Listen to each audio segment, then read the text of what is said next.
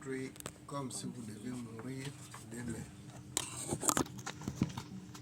Priez aujourd'hui comme si vous devez mourir demain.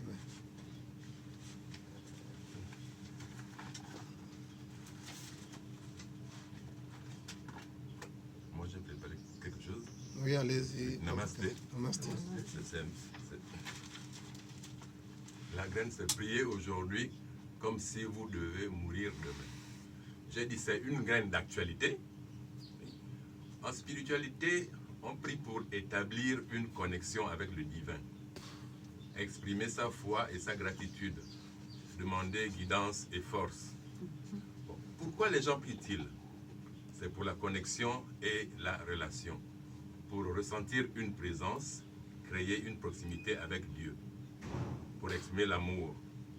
Bon, maintenant, je me suis dit, dans le mot prier pour la paix, la sécurité, la prière apporte sécurité, apaise et en passe. Maintenant, pour la transformation intérieure, elle élargit le cœur, développe l'humanité. Je suis en train de passer un peu aux choses de plus importantes. Alors, donc maintenant, la prière n'est pas seulement une liste de demandes, non. C'est un dialogue vital, une respiration, une façon d'aligner sa volonté avec celle de Dieu. Oui. Voilà. La graine nous demande de ne jamais remettre à demain ce qu'on peut faire aujourd'hui. Namasté. Ne jamais remettre à demain ce qu'on peut faire aujourd'hui.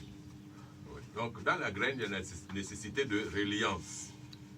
Maintenant, la vie, c'est l'instant présent. La graine veut dire que l'instant présent nous donne l'occasion de faire ce qu'on n'a pas pu faire dans les vies antérieures. C'est dans la vie présente que nous payons nos erreurs du passé. Maintenant, la signification, d'après moi, de prier aujourd'hui comme si vous devez mourir demain, peut être décomposée comme suit. J'ai essayé de décomposer ça en deux parties. Prier aujourd'hui, cela met l'accent sur l'importance de la dévotion immédiate, de la pleine conscience et de la priorité donnée à sa vie spirituelle. Il s'agit d'agir avec ferveur. Maintenant, comme si vous devez mourir demain, pour moi, cette partie-là, la petite phrase-là, comme si vous voulez mourir demain, vous devez mourir demain, cette partie introduit un sentiment d'urgence et de finalité. Si votre vie devait se terminer sous peu, vous concentreriez-vous sur des futilités ou bien mettriez-vous toute votre énergie dans ce qui compte vraiment, comme votre relation avec Dieu, le pardon, etc. Le dicton exhorte, donc cette phrase exhorte à vivre chaque jour avec une pleine conscience spirituelle, une sincérité absolue et un sens de l'urgence. Maintenant, il faut beaucoup méditer pour purifier notre âme. La méditation est un modus operandi. C'est un buti. C'est une clé. Ne regardons pas le passé car c'est maintenant derrière nous. Ne regardons pas le futur car on ne le maîtrise pas. Le demain est hypothétique. Concentrez-vous sur l'ici et maintenant. Ne laissez plus passer une seule journée sans se lier ou bien se relier à Dieu. Méditez, priez. Dit Omram Haïvanov, c'est ce qu'il dit. La prière, c'est la caractéristique de l'homme spirituel. Il faut savoir prier. Jésus dit dans Matthieu 20, 22, vous ne savez pas ce que vous demandez. Je vais d'abord bientôt finir cette première partie. La prière fait référence à la personne éveillée qui privilégie le moment présent, libérée des illusions de l'ego pour se connecter à sa vraie nature, souvent caractérisée par la joie, l'amour inconditionnel et une conscience accrue de l'interconnexion. Enfin, nous nous demandons pourquoi prions-nous et pour qui prions-nous. Nous prions pour l'éveil de l'âme. Nous prions pour deux corps. Pour nous-mêmes, c'est le premier corps, en tant que personne physique, et pour nous-mêmes, en tant que personne atomique. Namasté. Namasté. Namasté. Priez aujourd'hui comme si vous devez mourir demain. Merci pour la contribution. Papa Kendenge.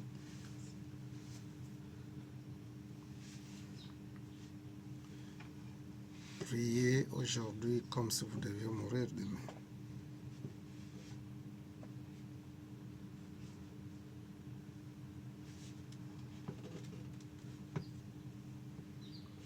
Priez aujourd'hui comme si vous deviez mourir demain.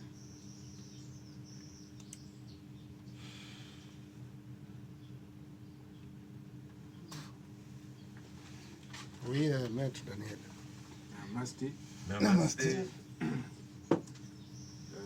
Priez aujourd'hui comme si vous devez mourir demain. Alors, cette graine-là est un rappel spirituel pour les êtres humains que nous sommes. Ce rappel a deux aspects. Le premier aspect, il est spirituel.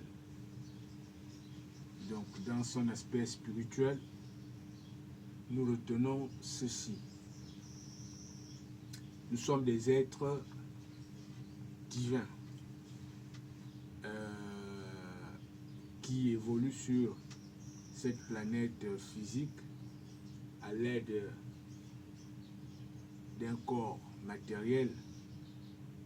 Ce corps a une fin et non notre essence, c'est-à-dire notre côté divin. Alors,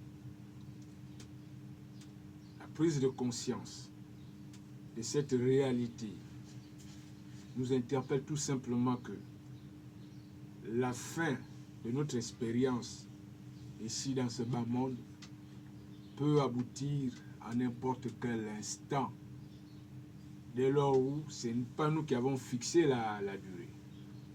Nous avons certes signé un contrat d'âme pour venir évoluer ou réaliser l'expérience, mais ce n'est pas nous qui détenons la décision ou la décision de la détermination du temps d'exercice de l'expérience ici dans ce bas monde.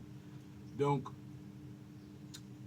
prendre conscience de cela, c'est-à-dire que nous avons un véhicule qui est le corps et que ce corps-là est appelé à périr et que nous, dans notre essence originelle, nous sommes appelés à transcender des plans supérieurs, nous amène à nous relier avec le divin, les plans supérieurs. Et la prière ici, c'est un moyen ou un canal, un pont qui permet tout simplement à l'être intérieur de se connecter en permanence jusqu'à l'heure où la séparation avec le véhicule matériel aboutira. Cette âme-là sera tout simplement en reliance, en connexion. Il ne fera que suivre tout simplement un parcours spirituel que lui-même s'est donné des moyens d'être attaché ou en connexion. Donc ça c'est pour l'aspect spirituel. Pour l'aspect physique, nous savons que sur le monde où nous vivons, ou du moins la Terre, comme le professeur nous le rappelle souvent que la vie n'est pas un fleuve tranquille. Alors, nous sommes en proie des vicissitudes, nous sommes en proie à des conflits, nous sommes en proie à des attaques, nous sommes en proie à des défis.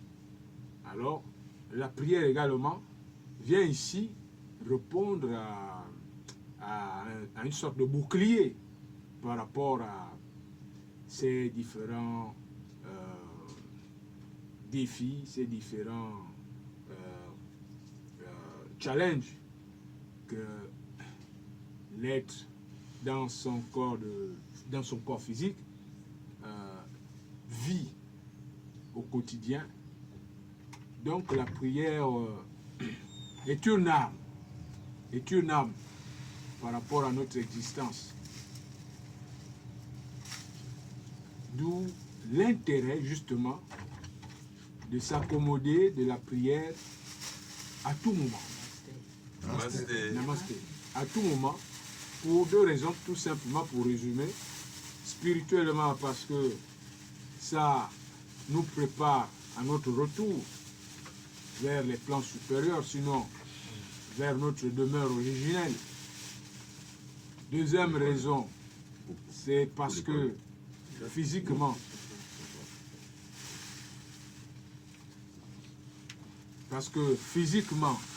elle nous sert de bouclier contre tout ce que nous pouvons vivre de néfaste par rapport à nos vies. Namasté.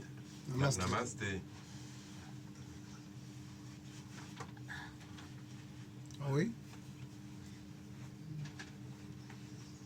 Merci, namasté. Namasté. Je n'aurais pas grand-chose à dire, c'est juste pour enchérir parce que j'ai été attentive aux interventions de Maître Daniel et de Papa Kennedy. Et je vais enchérir tout simplement, ou bien peut-être me répéter d'une certaine manière en résumant que quand on dit prier aujourd'hui comme si vous devez mourir demain, ben, tout simplement parce que effectivement on doit prier, être en connexion permanente avec le divin. Et pourquoi cette connexion? Parce qu'on meurt tous les jours. On meurt tous les jours. Là, la journée on est éveillé. Quand on part dormir, c'est déjà mourir un peu. Parce que quand on dort, l'âme, on meurt en fait. Et quand on dort, on n'est pas sûr de se réveiller. Hein. On n'est pas sûr de voir la journée de demain. D'où il faut toujours prier et rester en connexion avec le divin, de telle sorte que lorsque nous mourrons dans notre sommeil, entre guillemets, il y a cette connexion qui nous relie avec le divin et qui va continuer comme il expliquait tout à l'heure, si j'ai bien saisi. Donc, c'est pour ça qu'il faut prier sans cesse. Sans cesse, il faut prier. Et puis, sans cesse, il faut prier. Oui, cette connexion avec le divin, mais c'est pour aussi une protection, avoir fermé, ne pas laisser le passage aux ondes négatives de s'installer ou de venir, ou qu'il y ait des interférences qui viennent perturber notre quotidien. Voilà. Merci pour l'intervention. Priez aujourd'hui comme si vous devez mourir demain. Oui, maître Albert. Merci, maître. Moi, par contre, j'ai des questions. Oui, allez-y. Ma première question est à quoi sert la prière? Ça, c'est la première. Deuxième question, est-ce que la prière nous relie au divin? Je m'arrête d'abord par là.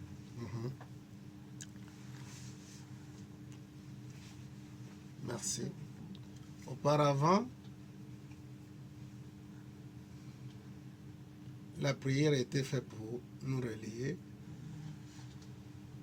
au divin. C'était fait expressément. Malheureusement,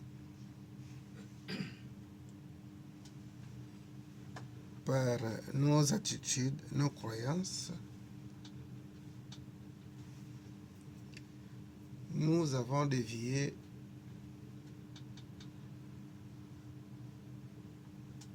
la bonne méthodologie pour nous relier au divin. Sinon, en vérité, la prière était une manière pour l'homme authentique de dialoguer avec l'être suprême. C'est une manière de dialoguer. Comme l'homme a perdu l'authenticité de communiquer avec le divin, il est obligé de le faire de manière extérieure. Sinon, autrefois, c'est par la communication intérieure qu'on pouvait nous relier à Dieu, au divin. Sinon, la première question, la prière est là pour se relier à notre Père céleste. Et la deuxième question, c'était quoi? Est-ce que, en amont, la première question, c'est à quoi sert la prière? La À première quoi question. sert la prière? Maintenant, la deuxième question, est-ce que la prière nous relie véritablement au divin? Oui. Sauf la mauvaise manière. Parce que Jésus dit dans les Écritures, d'après les gens, que si vos souhaits ne sont pas réalisés parce que vous ne savez pas prier.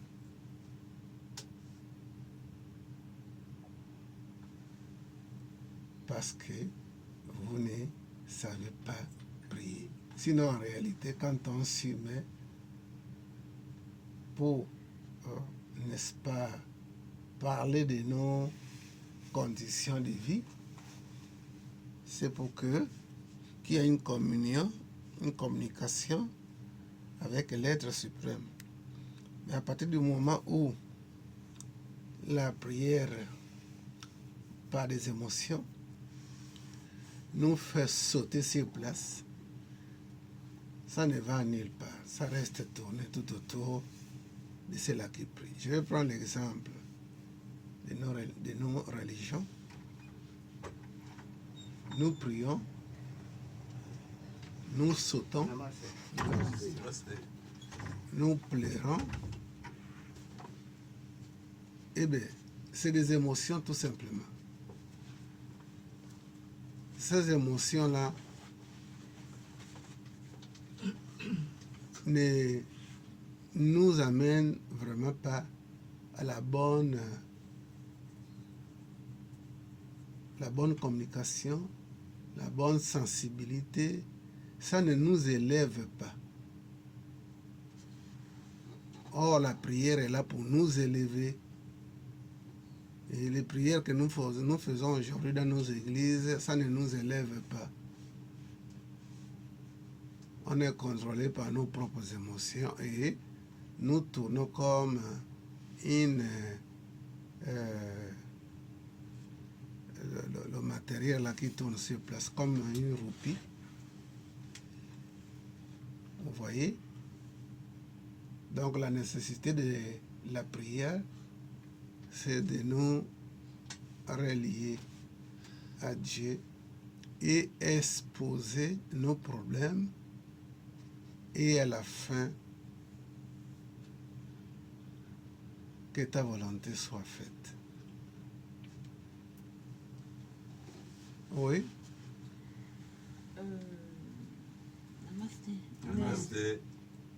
Est-ce que nous ne pouvons pas aussi dire que par rapport à sa question, à quoi sert la prière, nous ne pouvons pas aussi dire qu'à part le fait que la prière nous relie au divin, est-ce que on ne peut pas dire que la prière aussi nous permet de nourrir l'âme? Oui, la prière permet. La nourriture n'est pas seulement la nourriture physique.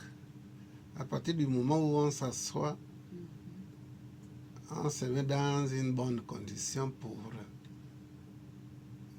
nous relier à l'être suprême. C'est déjà non seulement que le ciel mange, la terre aussi mange.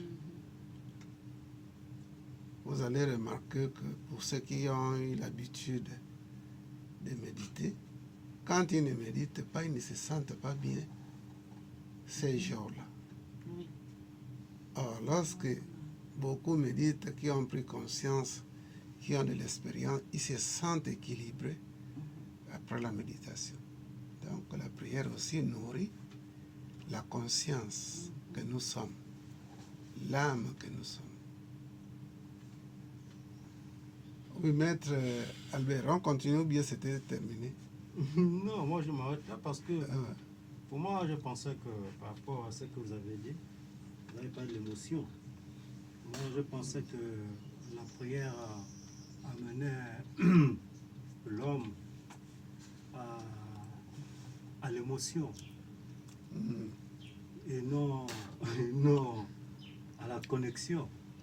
Oui, les émotions nous contrôlent et nous attachent au plan inférieur. Mais par contre, une méditation nous expulse dans les plans élevés. Méditation, répétition des mantras, ça nous élève. Priez aujourd'hui comme si vous deviez mourir demain.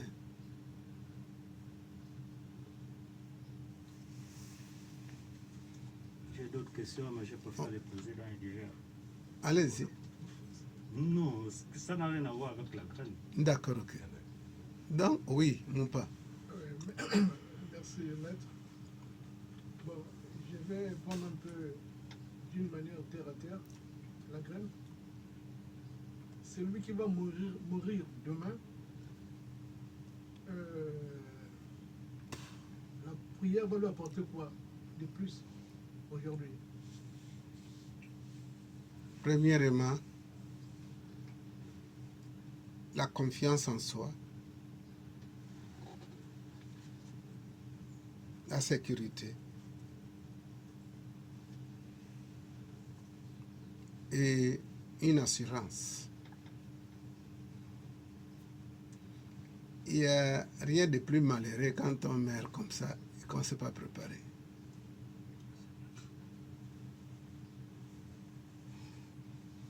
On est déboussolé.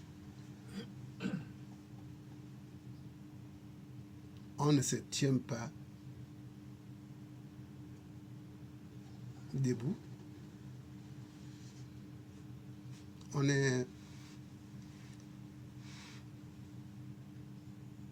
On devient comme un enfant sans père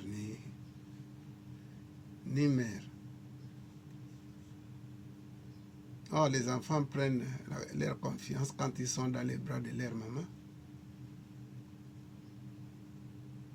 Les enfants se tranquillisent parce qu'ils ont confiance, les bras qui les portent. Donc, la prière, forcément,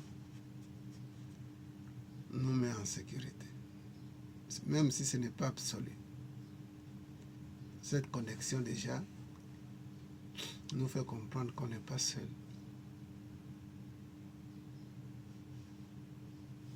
Voilà. Priez aujourd'hui comme si vous devez mourir demain. Oui, Papa Kevin. Namasté. Namasté. Je voulais encore finir parce que la graine est tellement intéressante. Je disais que la graine, et elle est riche. Alors je disais, la graine pour moi signifie qu'il faut donc vivre sa foi et ses actions spirituelles avec une intensité et une urgence extrême, comme si chaque jour était le dernier jour, en se concentrant sur l'essentiel de sa relation avec Dieu, sans remettre à plus tard les choses importantes de l'âme, car la vie est éphémère et la mort peut survenir à tout moment. Namasté. Namasté. Namasté. Merci pour ce développement-là. Priez aujourd'hui comme si vous devez mourir demain.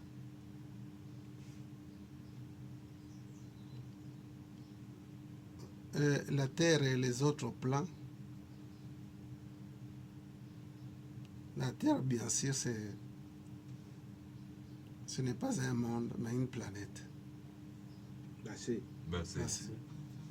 Et plusieurs planètes réunies, c'est ce qui fait le monde physique. Merci. Donc, cette planète-là a été faite expressément pour nous servir d'école, pour nous servir de la zone d'entraînement,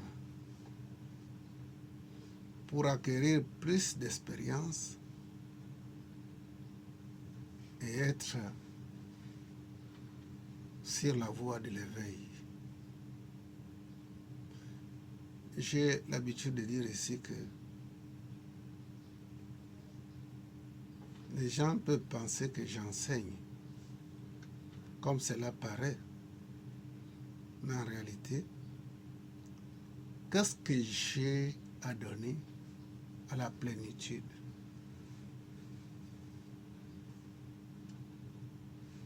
Qu'est-ce que j'ai donné à la plénitude? Un verre plein, il y a quoi ajouter là? Il n'y a rien. Le verre est plein, vous allez ajouter quoi? Donc l'âme ou la conscience que nous sommes est la plénitude, mais en ignorant cet état-là de plénitude. Donc ce qui fait que mon rôle est de rappeler tout simplement que les clés que vous cherchez, c'est dans votre poche. Cela ne veut pas dire que pendant que vous cherchez les clés ne sont pas avec vous, c'est avec vous. Dans tous vos déplacements. Mais seulement, nous avons oublié que nous avons mis les clés dans la poche. Donc, ce que je fais ici, c'est juste rappeler et non enseigner. Parce qu'on ne donnera pas la plénitude, quoi que ce soit. Et c'est cette plénitude que vous êtes.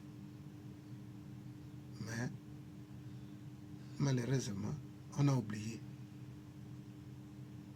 que nous avons tout avec nous. On commence à manger comme si il nous manquait quelque chose. Priez aujourd'hui comme si vous devez mourir demain. Il nous est rappelé que le monde inférieur, le monde de dualité en général, ces mondes-là ont été créés pour notre entraînement vers l'éveil.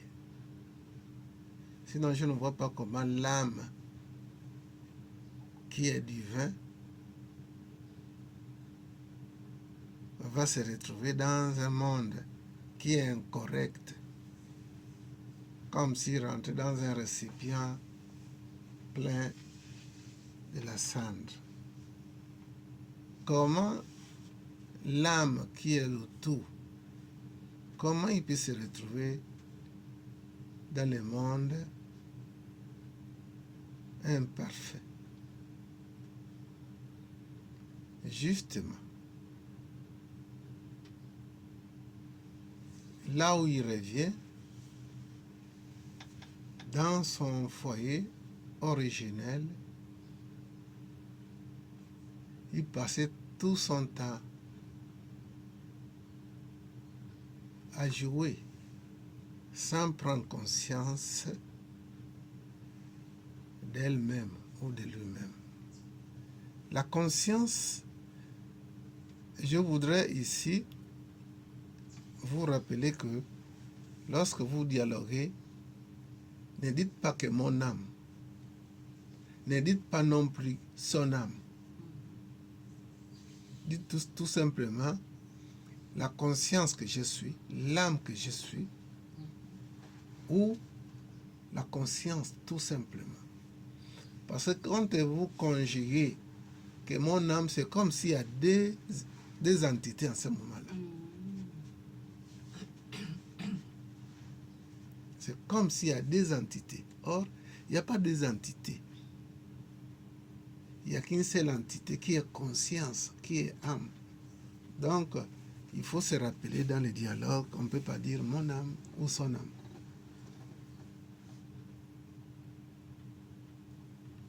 Dans notre présence ici-bas, la raison fondamentale, c'est la prise de conscience, tout simplement, de ce que nous sommes véritablement.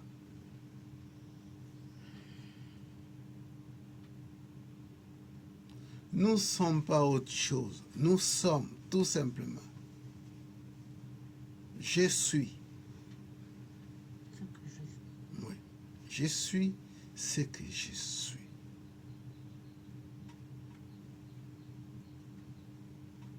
Priez aujourd'hui comme si vous devez mourir demain. Le passé, on peut dire c'est passé.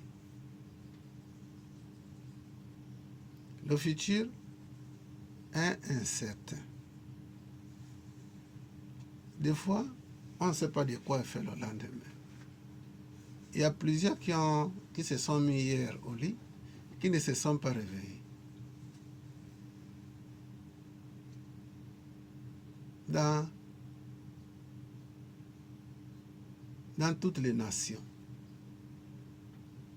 Il y en a ceux qui se sont mis au lit hier à 20h, d'autres à minuit, ils ne se sont pas réveillés jusqu'alors.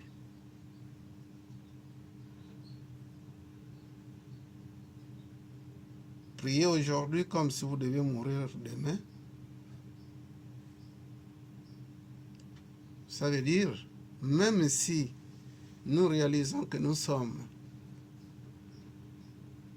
la vie et que nous sommes éternels, mais nos supports qui ont été prêtés par Lucifer,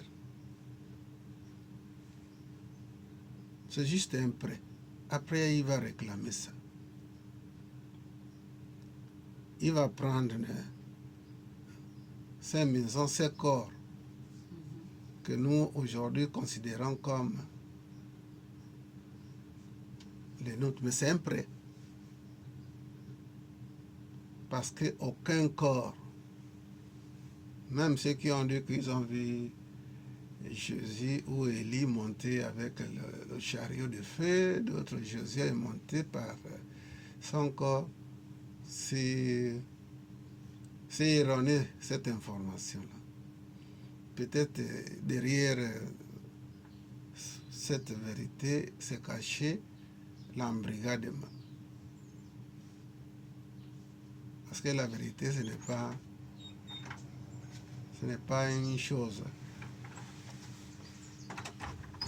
qu'on doit blaguer avec. Satan nous a prêté ce corps, c'est lui qui appartient à ce corps. Il n'est pas dit dans la Bible que le roi de ce monde, c'est Lucifer, c'est Satan. Dans les Écritures, on dit ça. Que le roi de ce monde, c'est Lucifer. Donc c'est lui qui a créé les corps, tout ce qui est forme. Il doit reprendre ça demain.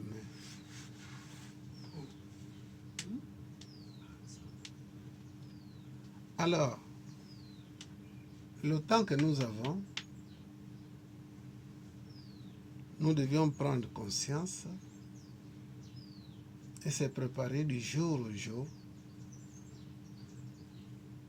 pour que cela ne soit pas une surprise. Ces retours-là. Priez aujourd'hui comme si vous devez mourir demain. Comme je le disais tout à l'heure, ceux qui ne se sont pas réveillés aujourd'hui, c'était une surprise. S'ils savaient, ne fût-ce que ces jours-là, d'hier-là, ils devaient faire une courte méditation ou une longue méditation.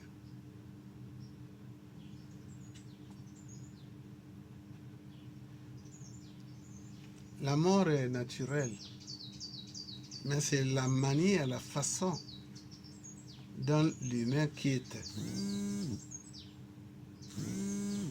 ce monde-là, c'est ce qui amène à une confusion. Sinon, la mort est naturelle. Tout le monde meurt tous les jours. gens meurent tous les jours.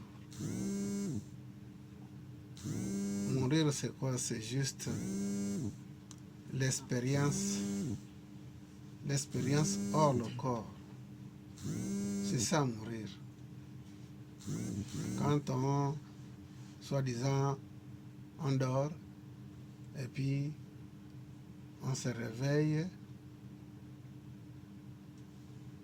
l'autre côté, ça veut dire tout simplement que ça, c'est ça, mourir.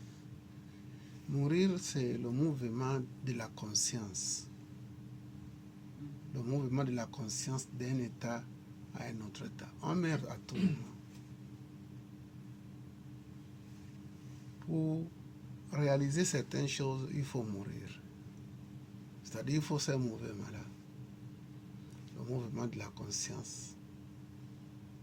De quitter un état à un autre état.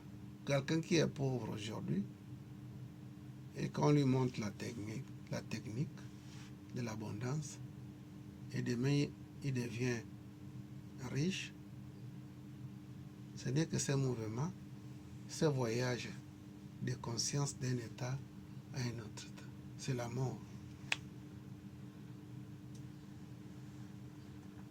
Or la mort finale, mais c'est la même chose.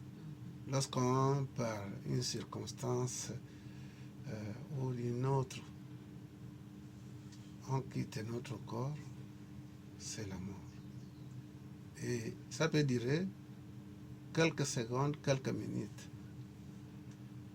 voire même des heures. Donc, priez aujourd'hui comme si vous devez mourir demain, parce qu'en fait, ignorant la réalité de demain, dans l'ignorance là, ça devait nous encourager de faire quelque chose tous les jours.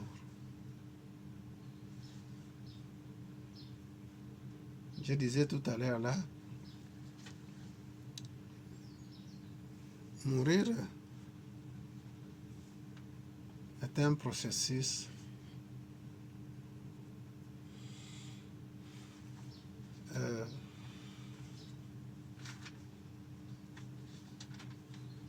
de changement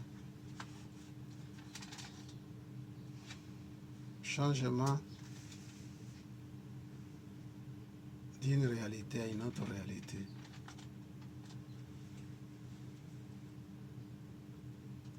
Jésus et comme d'autres avant Jésus sont morts. Leurs corps ont été enterrés sur terre.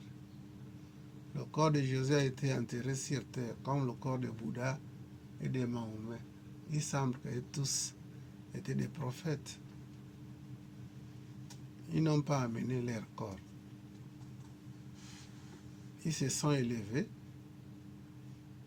dans les plans supérieurs, mais ils ont laissé leur corps en bas. Et les hommes se sont occupés de ces corps-là. Jésus était un humain pareil comme tout le monde. La seule différence, que c'était une âme qui a passé tout son temps à chercher, à prier, s'il faut dire ça comme ça. Il s'est initié dans plusieurs ordres mystiques.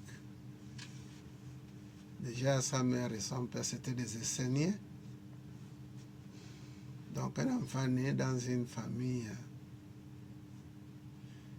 qui est en relation à tout moment avec le cosmos, l'enfant, dans l'ADN, a déjà ça. Donc, Jésus, ce n'était pas une âme qui s'est incarnée sans rien connaître. Il avait déjà l'avance sur certains êtres de cette époque-là. On doit se rappeler qu'il avait les maîtres. Après, il est devenu lui-même maître. Priez aujourd'hui comme si vous devez mourir demain,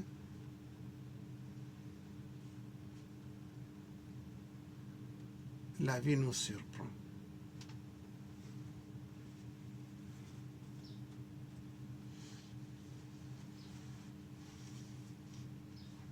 Autrefois, en Australie, les aborigènes là-bas, ils avaient acquis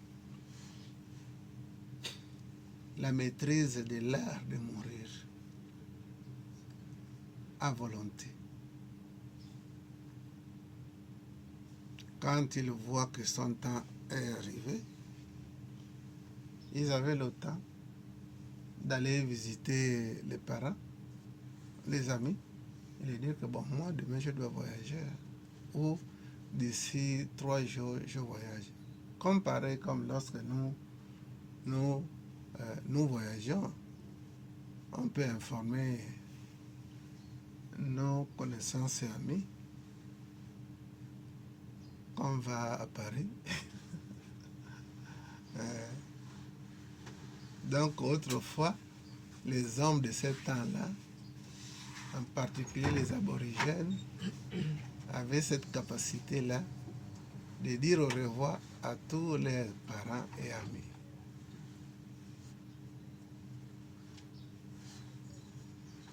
La mort n'était pas considérée comme nous le considérons aujourd'hui, avec beaucoup de crainte.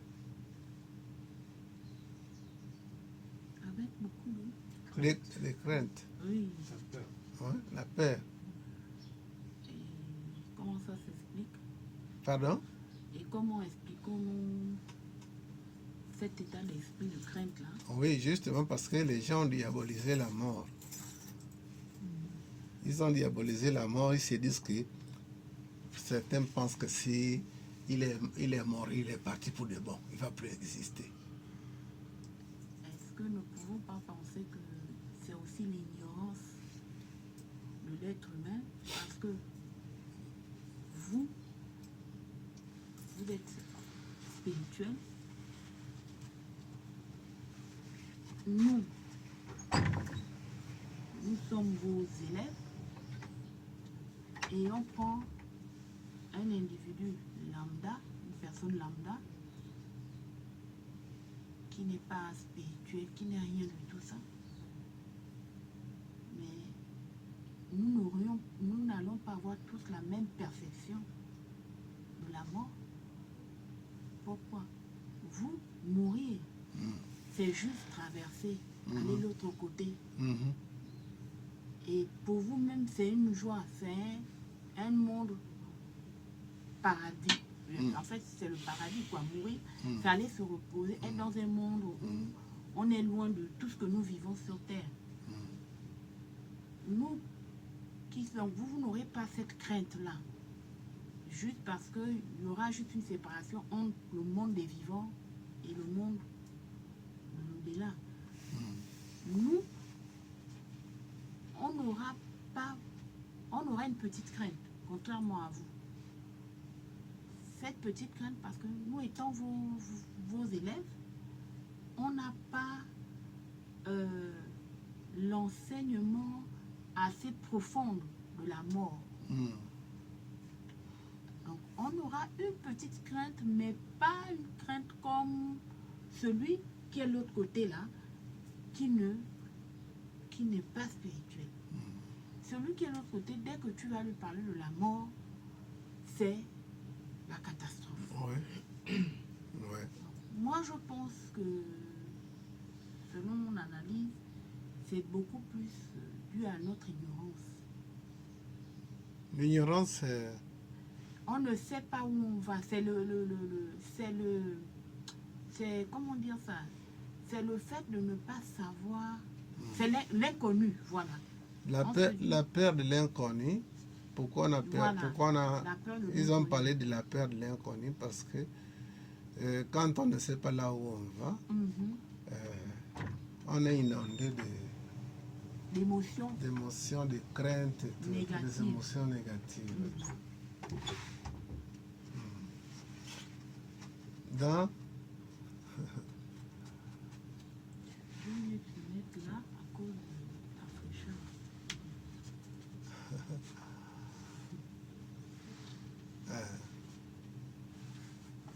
la crainte ou la